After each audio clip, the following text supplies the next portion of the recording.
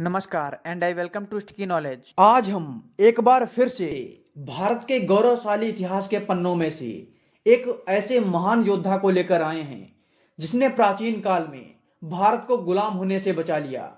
इसके साथ ही इसने कमजोर हो चुके मौर्य साम्राज्य का भी अंत किया और बौद्ध धर्म का तो लगभग सर्वनाश ही कर दिया था। दरअसल हम बात कर रहे हैं पुष्यमित्र शुंग की, जिन्होंने शुंग वंश की स्थापना की। पुष्यमित्र शुंग जन्म से ब्राह्मण और कर्म से क्षत्रिय थे। इन्हें मौर्य वंश की आखिरी राजा वृहदत्त ने अपना सेनापति बनाया था। हालांकि पुष्यमित्र शुंग ने वृहदत्त की हत्या कर मौर्य साम्राज्य का अंत किया और दोबारा वैदिक धर्म की स्थापना की। अब आइए जानते हैं आखिर क्यों और कैसे पुष्यमित्र शुंग ने इतने विशाल मौर्य साम्राज्य को उखाड़ फेंका। उससे पहले एक रिक्वेस्ट है, यदि आपने अभी तक चैनल को सब्सक्राइब नहीं किया है तो आप सब्सक्राइब कर लीजिए। कहानी की शुरुआत भारत में चंद्रगुप्त मौर्य के शासन काल से होती है। चंद्रगुप्त मौर्य के गुरु आचार्य चाणक्य ने सदैव हिंदू धर्म का विस्तार करने की प्रेरणा दी, लेकिन आचार्य चाणक्य की मौत के बाद चंद्रगुप्त मौर्य ने जैन धर्म को अपना लिया और उसके प्रचार प्रसार को बढ़ावा दिया। चंद्रगुप्त मौर्य की मृत्यु के बाद मौर्य वंश की कमान उनके पुत्र बिंदुसार के हाथों में आ गई, जो वैदिक धर्म का घोर विरोधी था। इसके बाद जब बिंदुसार का पुत्र अशोक राजगद्दी पर बैठा तो शुरुआत में उन्होंने खूब हिंसा का सहारा लिया और अपने साम्राज्य विस्तार के लिए उन्होंने पूरे कलिंग को तबाह कर दिया।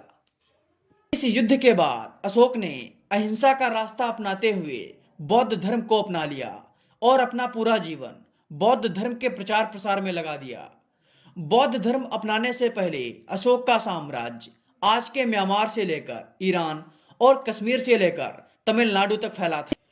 अशोक द्वारा अपनाए गए बौद्ध धर्म के कारण पूरा मौर्य साम्राज्य हिंसा से दूर हो गया। इसका फायदा उठाते हुए साम्राज्य के कई छोटे छोटे राज्य अपने आप को स्वतंत्र बनाने की कोशिश में लग गए। इसी के फलस्वरूप अशोक की मौत और वृहदत्त के अंतिम मौर्य शासक बनने तक मौर्य साम्राज्य बेहद कमजोर हो गया था। वहीं इसी समय तक पूरा मगध साम्राज्य बौद्ध धर्म में परिवर्तित हो चुका था। यकीन करना मुश्किल था, जिस धरती ने सिकंदर और सेल्यूकस जैसे योद्धाओं को पराजित किया, वह अपनी वीर वृत्ति खो चुकी थी। अब विदेशी भारत पर हावी होते जा रहे थे। इसका कारण केवल एक ही था, बौद्ध धर्म की अहिंसात्मक नीतियां। इस समय भारत की खोई हुई पहचान दिलाने के लिए एक वीर योद्धा की जरूरत थी। जल्द ही उसे पुष्यमित्र शुंग नाम का वो महान शासक मिल गया। वृहदत्त की सेना की कमान संभालने वाले ब्राह्मण सेना नायक पुष्यमित्र शुंग की सोच राजा से काफी अलग थी। जिस प्रकार बीते कुछ वर्षों में भारत की वैदिक सभ्यता का हनन हुआ था, उसे लेकर पुष्यमित्र शुंग के मन में काफी विचार उठ रहे थे। इसी बीच पुष्यमित्र शुंग को पता चला कि ग्रीक शासक भारत पर आक्रमण करने की योजना बना रहे हैं। इन ग्रीक शासकों ने भारत विजय के लिए बौद्ध मठों के धर्म गुरुओं को अपने साथ मिला लिया। सरल शब्दों में कहा जाए तो बौद्ध धर्म गुरु राजद्रोह कर रहे थे। भारत विजय की तैयारी शुरू हो गई। वह ग्रीक सैनिकों को बौद्ध भिक्षुओं के वेश में अपने मठों में पनाह देने लगे और हथियार छुपाने में काफी मदद की। यह खबर जैसे ही पुष्यमित्र शुंग को पता चली तो उन्होंने राजा वृहदत्त से बौद्ध मठों की तलाशी की आज्ञा मांगी, लेकिन आज्ञा नहीं मिली। इस दौरान सेनापति पुष्यमित्र शुंग ने आज्ञा के बिना ही अपने सैनिकों समेत मठों की जांच में चले गए। जांच के दौरान मठों से बड़ी मात्रा में ग्रीक सैनिक पकड़े गए, जिन्हें देखते ही मौत के घाट उतार दिया गया और बौद्ध धर्म गुरुओं को राजद्रोह के आरोप में दरबार में पेश किया गया। वृहदत्त को सेनापति पुष्यमित्र शुंग का यह बर्ताव अच्छा नहीं लगा और उन दोनों के बीच बहस छिड़ गई। बहस इतनी बढ़ गई कि राजा वृहदत्त ने पुष्यमित्र शुंग पर हमला कर दिया, जिसके पलटवार में पुष्यमित्र शुंग ने वृहदत्त की हत्या कर दी। बहरहाल मौर्य वंश के अंतिम सम्राट वृहदत्त की हत्या हो चुकी थी। हत्या के बाद सेना ने पुष्यमित्र शुंग का साथ दिया और उसे अपना राजा घोषित कर दिया।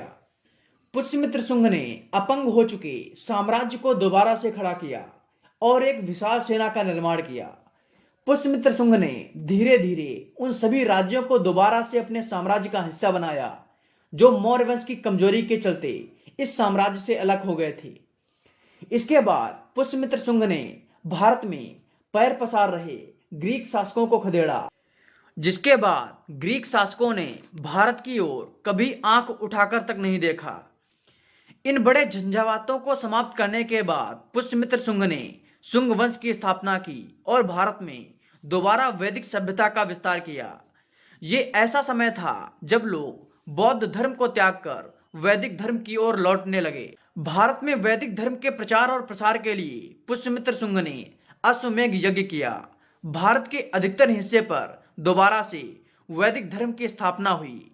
इस तरह संपूर्ण भारतवर्ष में वैदिक धर्म की विजय पताका लहराने वाले पुष्यमित्र शुंग ने कुल मिलाकर 36 वर्षों तक शासन किया।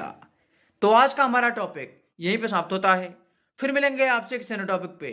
तब तक के लिए गॉड ब्लेस यू ऑल।